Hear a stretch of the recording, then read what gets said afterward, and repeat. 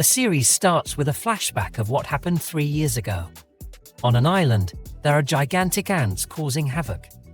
There are people on the island who are currently engaged with the ants, but are getting massacred. Suddenly, a skilled hunter named Byingu comes to help. He uses a short pole to kill the ants. That's a very weird weapon. Let us just call it that. He also uses healing magic to save them. Nice, but he is not our MC. When an ant tries to sneak up on him, his teammates emerge and save him. They are Yoonho and Yoonseok. They get rid of the red ants really fast. In another part of the island, we also see Guildmaster Choi fighting the ants. They explain that 10 years ago, portals to another dimension opened all over the world. These portals brought in monsters and mysterious creatures. People who could fight these monsters are called awakened beings or hunters, with the strongest being S rank and the weakest being E rank. In today's time, a portal opens at a construction site, and a group of hunters goes to check it out. A fat guy named Park shows up and greets Kim. A frail-looking Sung Jin Woo arrives, and suddenly everyone gets a burst of happiness.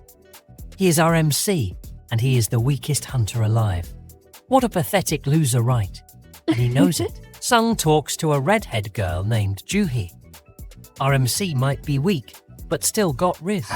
A guy named Song Cheol introduces himself as the raid leader, guiding the hunters into a portal. In the Hunter Association, the chairman talks to a subordinate about hunters making money by selling essence stones from defeated monsters. The story quickly shifts to Sung Jinwoo, who gets an essence stone after beating a tough monster. But he instantly gets attacked again, being saved by Park. Really pathetic and weak mech we got here. As they beat the boss, they are bummed because they got little to no loot in the dungeon. Suddenly, a man comes up on a cave in the dungeon, and they end up going inside the cave. It is disclosed that after defeating the boss, the party only has 1 hour to leave the dungeon. Jinwoo talks to Juhee and gets scolded by her. Amidst this, Juhee nervously asks Jinwoo on a date. Well, consider me jealous. And they reach a gate. The hunters open the door to find a huge hall with gigantic figures, with the biggest and most intimidating one on a throne. They discover writings on a tablet. Juhee says she saw the big statue's eyes move, and suddenly the heavy door seals shut behind them. A guy approaches the door and gets his head cut off by the statue guarding it. Now that's an easy yet gruesome way for a background character to die. This shocking event leaves the party scared and afraid for their lives. Who wouldn't? When Hunter Sung sees the statue's eyes move, he warns his teammates. The statue shoots lasers from its eyes, completely burning one person, but others dodge it because of Jinwoo's warning. The fear spreads through the party as they realize the seriousness of the situation. Song coming up to Sung and thanking him for saving their lives. Song thinks that the statue is an S rank, or even above. Sung wonders if the god mentioned in the text could be the giant statue itself. One party member, out of fear and cockiness, tries to rely on his speed to escape, but instantly gets killed by the giant statue's laser. Another background character dies just like that. Sung thinks harder on the commandment on the tablet, worship the god. After that, Sung bows to the statue. The statue stops attacking, and they manage to escape death. At least for now. The god statue then stands up and comes towards the hunters. Song asks Sung what they should do next, and Sung remembers the second commandment, praise the god. A male hunter tries praying to the god statue, but unfortunately, the statue kills him. The statue also kills a female hunter, making the heroes run away. What a killing spree. Park tries to get far from the god statue, but ends up getting killed as well. Sung sees some statues with instruments nearby. Song and another ally go near these statues, and they start playing the instrument, hence praising the god. Sung and Juhee run to one of the statues. Sung leaves Juhee there and runs for another statue. Before Sung almost gets killed at the god statue's feet, he reaches a nearby instrument carrying statue just in time, saving his life. The god statue goes back to its seat. Juhee rushes over to Sung, and in all horror sees that he lost one of his legs. While Juhee heals Sung's wound, suddenly, the god statue summons an altar. They remember the third commandment, that is, believe in the god. Out of nowhere, flames start appearing around the altar. Sung asks two hunters to take him there so he can observe it. Sung asks Kim and Juhee to enter the altar's domain. Suddenly, several statues approach them, and Sung tells everyone to keep an eye on them. A female hunter can't handle the pressure and runs away and gets safely out of the door. Another hunter can't handle the pressure, drops Sung, and runs in the same direction the woman did. Sung tells all of them to keep watching the statue. He believes the blue flames around them work as a timer, and once they're gone, they can leave. Kim also decides to leave. Song tells Juhee to go with Sung and leave him behind.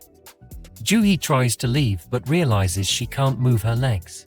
Sung tells Song to go with Juhee, so Song knocks her out and leaves Sung alone. As Sung attempts to fight back, the statues overpower him. In the midst of this harsh beating, just before the last flame goes out and a statue moves in to attack Sung, a screen appears in front of him. The log informs Sung that he's eligible to become a player and gives him 2 seconds to accept the offer. Otherwise, he'll die. The episode concludes with Sung accepting the offer. RMC is not dead. His injuries from the statues are no longer there. Woo, the manager of the Hunter Association's surveillance team, and his partner Kang came into Sung's room. Woo tells Sung that when they arrived, they only found Sung lying on the ground, and there was no temple or statues. Woo asks Sung if he had a second awakening. Sung wonders about it and checks Kang's mana meter to see if the same thing happened to him. Unfortunately, Sung's mana levels haven't changed. Why is he so bummed? Well, at least you still have your leg. In his room, Sung is surprised that they didn't ask him about the window screen in front of him. Bro definitely thinks he's on shrooms. He plays around with the window screen for a bit, and Sung learns that he's now the player and has to complete a daily strength training quest. The system warns him of penalties if he doesn't follow the system's demands and mentions a reward, but Sung is unsure about it all. In the hospital, the window screen tells Sung that he didn't complete his daily task. Suddenly, Sung finds himself in a desert-like place with a huge centipede looming over him. The window screen informs Sung that he must survive for 4 hours since he failed the daily quest.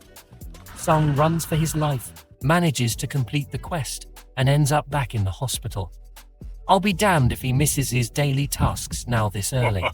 Juhee arrives at the hospital. She sees Sung running outside and goes to confront him. Meanwhile, we find out that Sung completed his daily strength training quest. Additionally, Sung talks about what he learned about the player development system and the 3 types of rewards he gets for completing quests. These rewards include complete recovery, ability points, and a random loot box that often contains various items. Sung goes back to his hospital room to check what's in today's loot box. He finds a key that lets him teleport to an instance dungeon. Sung is curious about what that is. We see a series of scenes where Sung completes his daily quests. In his hospital room, Sung decides to focus most of his ability points on increasing his strength. Then he goes to Hakjong Station and uses the loot box key to enter an instance dungeon. Suddenly, the dungeon closes and the window screen tells Sung that he must defeat the dungeon's boss or use a teleportation stone to go home. Well, he's screwed. Sung faces several goblins and defeats them. Then a steel-fanged lichen appears, making Sung uneasy. He's worried because he knows he can't rely on anyone to heal him if the lichen injures or kills him. The episode ends with the lichen leaping towards Sung, the steel-fanged lichen leaping towards Sung. Luckily, Sung manages to dodge the attack and counter with a punch to the lichen. They have a short fight, and his moves have no effect, so he opens the inventory menu from the window screen, takes out a magic sword, and uses it to defeat the lichen. Bro got 3 items in his inventory. Out of the blue, 2 more lichens charge at Sung. He slashes the other lichen's face off. The third one retreats, giving Sung a moment to catch his breath. He checks his window screen's menu and sees that his level and stats increase due to the real combat experience. Suddenly, multiple Lycans show up, and Sung confronts them with all his strength. As he defeats each Lycan, several level-up notifications appear, and Sung eventually earns the title of Wolf Assassin. After defeating all the Lycans, Sung notices that his sword is wearing out. The log for the Wolf Assassin title appears again, letting Sung know that he has gained various items, including a teleportation stone. Sung decides to keep exploring the Instance Dungeon. Meanwhile, Sung is busy defeating magic beasts and gaining levels in the Instance Dungeon.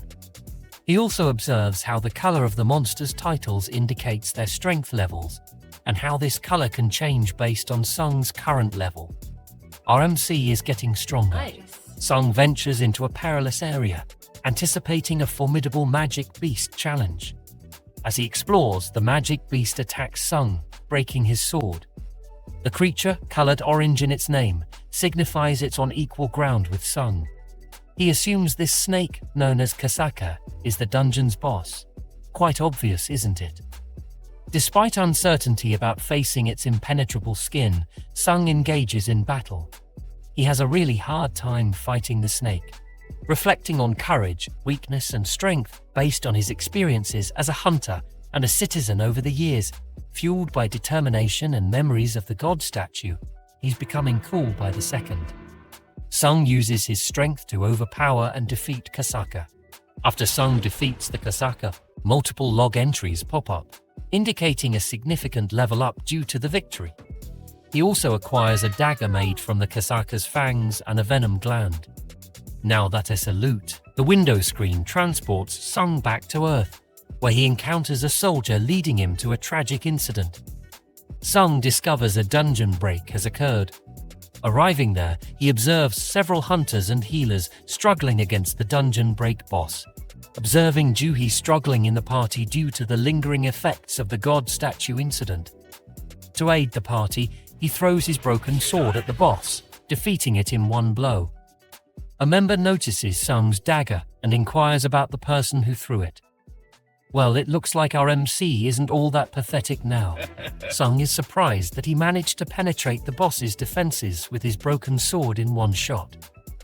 The episode ends with Juhi questioning whether Sung was the one who threw the sword. The series continues in the hospital with the nurses talking about Jin Woo's body. At the same time, Jin Woo is in sweat as he is doing his daily exercises. All the nurses are drooling over him.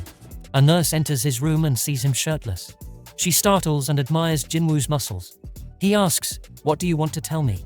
She shyly informs him that today is his day of discharge. She also seeks her chance and asks for his number. Our MC is a hunk now. The scene shifts to a news channel interviewing Baek Yoonho. He flexes how awesome he is with training as he was a firefighter before. He is one of the Seveners rank hunters after all. Jinna, watching the news, turns the TV off and calls out Jin Woo, who just got out of the room. She is amazed by the sudden transformation of her previously loser brother. She is curious if he is exercising and about how one can grow after adulthood. Jin Woo bids her goodbye as she leaves for school, while he insists that she bring an umbrella. Jin Woo plays around with the system and slacks off on the running. He also sees that he has some points left and thinks of transferring it to strength and agility, as what will a dumbass like him do with intelligence?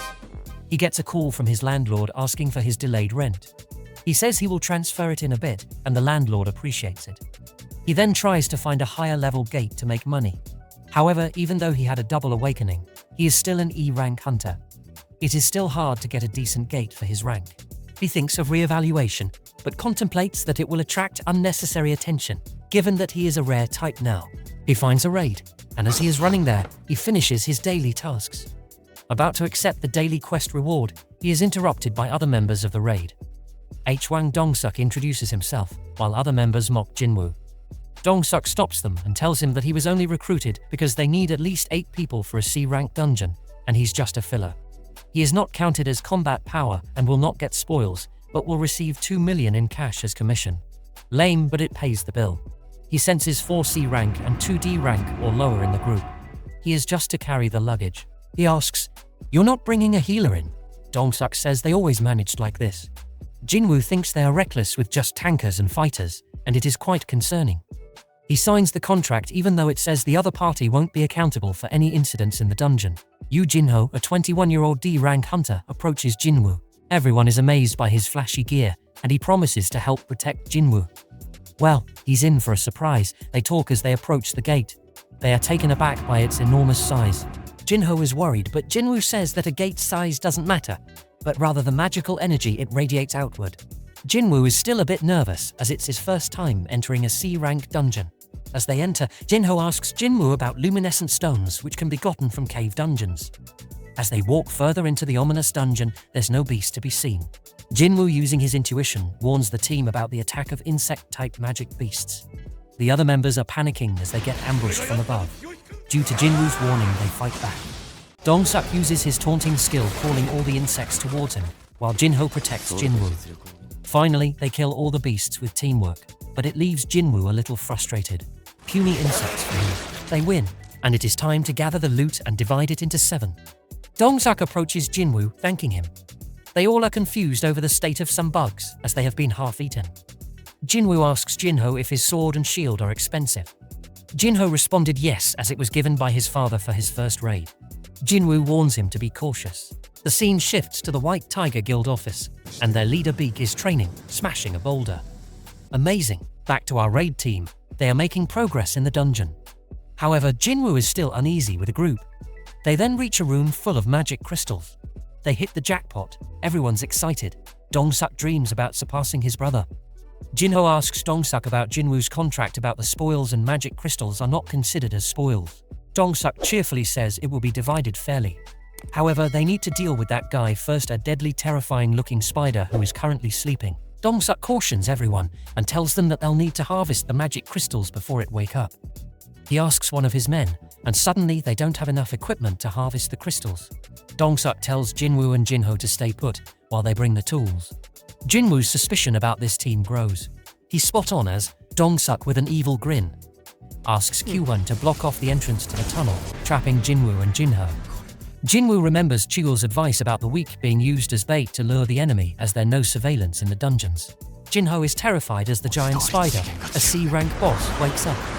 He steps up to defend Jinwoo, but Jinwoo steps forward saying, "Jinho, stay put. I'll handle this guy." Jinwoo conjures up his dagger, and we see the world's weakest hunter face to face with a C-rank boss. Dong-suk and his minions come out of the gate, and without any remorse, they wait for the boss spider to kill both Jinwoo and Jinho.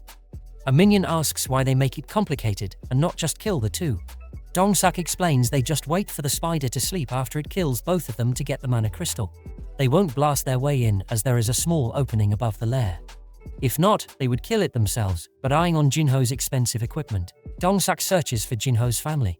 In the dungeon, Jinho tries to persuade Jinwoo to run away, as only a B-rank hunter or higher can defeat a C-rank boss. Jinwoo contemplates that all the previous monsters he faced were D-rank or lower. But still, our hero doesn't have fear in his heart, as he feels stronger now. He stays firm and composed and proceeds forward. The clash begins. The real hunt begins now. The scene shifts to director Go Gunhee in his car, and Jinchul offers him a sparring match, which the veteran battle-hungry director gladly accepts. Back to Jinwoo. He desperately fights the spider. Jinho is amazed, as these are not the movements of an E-rank hunter, and thinks he's a false ranker. He feels scared, as those are psychopaths who take pleasure in killing and wimps. However, this fast-paced battle is bearing no results, as Jinwoo's dagger is not penetrating the spider's thick hide, and he is notified that he is getting tired quickly. Jinwoo tries to locate the spider's weak spot and tries to attack, but is instead attacked by its acid. Jinwoo counters with his new skill, Dash. He storms to the roof of the cave and then attacks, but to no avail. He goes faster and faster by the second, but every man has his limits. His vitality runs out and falls. The spider attacks. Inches away from finishing him, he remembers the reward for the daily quests. Full recovery, he evades and attacks its eyes. Getting notification that his dagger skills paralysis and drain are taking effect, he keeps stabbing the spider until it falls dead. That was one nasty pest control. Jinwoo digs through the corpse to get the stone, while Jinho is astonished at what just happened and tells himself, no doubt, he's a false ranker. The scared Jinho offers to get the magic gems, carry the luggage and give him water. Jinwoo finds him weird. Finally, Dong-suk and his gang are back, wondering how come they are still alive. Director Gunhee and Jinchul sparring with each other, and Gunhee overpowers him. The director thanked Jichul for the relaxation, and that he improved. He replies training might seem futile as a hunter's power never changes, but can improve their skills. He agreed as it is necessary for the mind as a dungeon is a dangerous place. Back in the dungeon, Dong-suk and his men contemplate what happened, and are amazed that Jinho was able to kill a C-rank boss. They also know his status as heir to Yujin Construction. Dong-suk offers to spare him and says, "Kill Sung Jinwoo." He shows their true colors of killing the useless ones to get the spoils themselves and threatens to kill him if he does not comply with them. Our righteous Jinho, with fear in his heart, stands against him to defend Jinwoo. As they approach Jinwoo, an urgent quest appears to kill the 6 men. At the same time, Jinwoo is heavily attacked by Q1. Is he dead? The scene shifts to 3 women at a cafe talking about their guilds. They talk about how magnificent Hunter Chav is by taking down a ranked dungeon beasts with ease when they struggle. They discuss their guilds more. While all that, Jinwoo lies in the rubble. He reflects upon the past, the present, and what the system wants him to do. Does he really have to kill people? Else, his heart will stop. He understands it wants him to be stronger and gets up. Dong-suk thinks Q1 was playing around, but in reality he wasn't. He gave it his all. Jinwoo warns them, "If you guys are hunters, you should be ready to become hunted." One of Dong-suk's men approaches and moves him, but he cuts off his head. Jinwoo reflects upon what he has done. "I killed someone. What if don't? I will be the one to die." No turning back, only the strong can survive. They all attack Jinwoo, but can't keep up with his pace. Slash, he stabs the first one. Slash, the second one, paralysis and drain activates. 2 more men die, and they keep falling. Q1 attacks, but is instantly killed, leaving only Dong-suk. Dong-suk doesn't back away and makes his body as hard as steel. Jinwoo slams him to the ground and says, "You are strong, but I'm always leveling up." Dong-suk begs for his life, but Jinwoo kills him, finishing the quest. The dungeon starts to collapse. Outside, they both give their report while Jinwoo gets quest reward options. Murderous intense skill catches his attention. Enemies' abilities are halved. Jinho gives thanks to Jinwoo. As it starts raining, Jinwoo is glad he had his sister take the umbrella. The episode ends with a muscular guy in a building, looking outside his glass wall. That's our recap for today. Thanks for watching. Remember to subscribe, like, and enable the notification bell.